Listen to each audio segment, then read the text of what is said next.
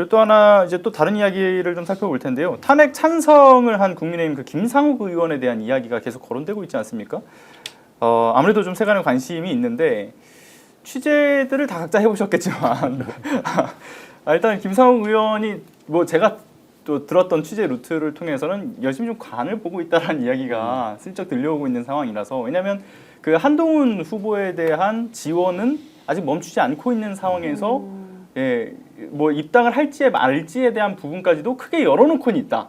약간 애매한 스탠스라고는 하지만, 근데 또 이제 김상욱 의원과 또 잘 아는 분들의 이야기를 들어보면 말은 그렇게 나오고 있긴 하나 최종적으로는 민주당에 입당할 수밖에 없을 것이다 라는 얘기도 나옵니다. 세 분은 좀 어떻게 보셨어요? 저는 입당하지 않을까라고 조심스럽게 예측을 하는데요. 지난 21일 날 기자회견을 했었는데 네. 그때 뭐 한 4가지 정도 약속을 하지 않으면 나는 그 이후에는 뭐 나의 거취를 결정할 수밖에 없다라고 했는데, 그 4가지가 뭐였었냐면 뭐 윤을 제명한다, 윤석열을 제명한다, 그리고 뭐 한덕수와 야합하지 않는다는 약속을 그렇죠. 한다, 사과도 해야 된다. 사과도 해야 된다, 그리고 뭐 하나 민생에 대한 뭐 추경해야 된다, 뭐 이런 4가지를 이야기를 했었는데 지금 전혀 될 가능성이 없지 않습니까? 예. 그래서 기일까지 이야기를 했어요. 5월 3일 정도까지 여기에 대해서 약속을 하지 않으면 내 거취를 내 거취에 대해서 다시 생각해 볼 수밖에 네. 없다. 거취라는 게 탈당을 의미하는 거 네네. 아니겠습니까? 그래서 저는 탈당과 뭐 민주당 입당하지 않을까. 그렇죠. 국민의힘에서 할 리가 없으니까. 그렇죠. 저는 가능성이 생각이 없습니다. 네. 아무튼 뭐 이게 결국은 사리분별이 서는 사람이기 때문에 내란의 본당인 국민의힘에서는 더 이상 정치적으로 뭔가를 할 수 없는 상태일 것이다. 이런 평가에 대해서 어떻게 보십니까? 뭐 김상욱 의원 같은 경우는 내란 국면에서 그래도 국민의힘 안에서는 목소리를 꽤 많이 낸 인사이기는 합니다만은 그 이후에도 사실 뭐 한동훈 후보 쪽으로 좀 기웃거리다가 또 그쪽에서도 단톡방에서 좀 김상욱 의원의 돌발 행동이 좀 부담스럽다 이러면서 뭐 카톡방에서 쫓겨나기도 하고 뭐 이랬거든요.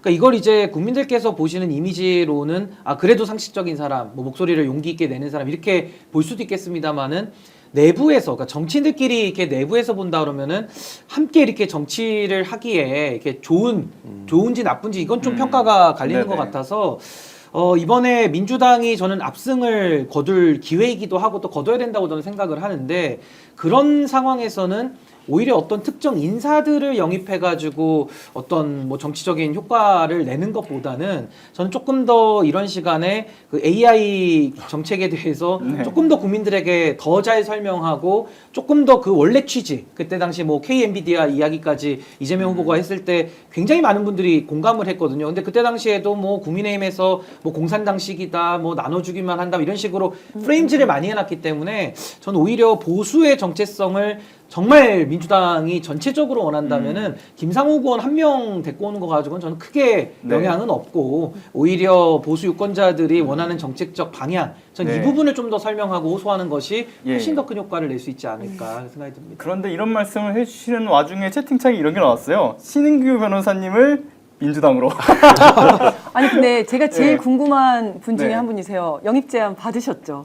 아니, 그러니까 저는 뭐 영입 제안이라는 거를 공식적으로 제가 받은 바는 없고, 그냥 주변에서는 이제 저를 걱정하시는 분들은 뭐 어느 세력이 있어야 되지 않겠냐, 그래서 정치를 어디 가서 할 거냐 이런 거를 많이들 물어보시는데, 저는 어떤 자리를 향해서 갔다 그러면은 사실 제가 지금 여기 있을 필요는 없고 뭐 여러 가지 기회들을 찾을 수는 있었으니까요. 그게 아니고 저는 지금의 시대 정신은 정치 복원으로 나아가야 되거든요. 근데 정치 복원으로 가기 위해서는 이재명 후보가 해야 될 일이 있고, 또 대통령이 해야 될 일이 있고, 또 국회가 해야 될 일, 민주당이 해야 될 일이 있는가 반면에 반정치를 청산하지 않으면은 정치 복원의 길을 시작할 수가 없습니다.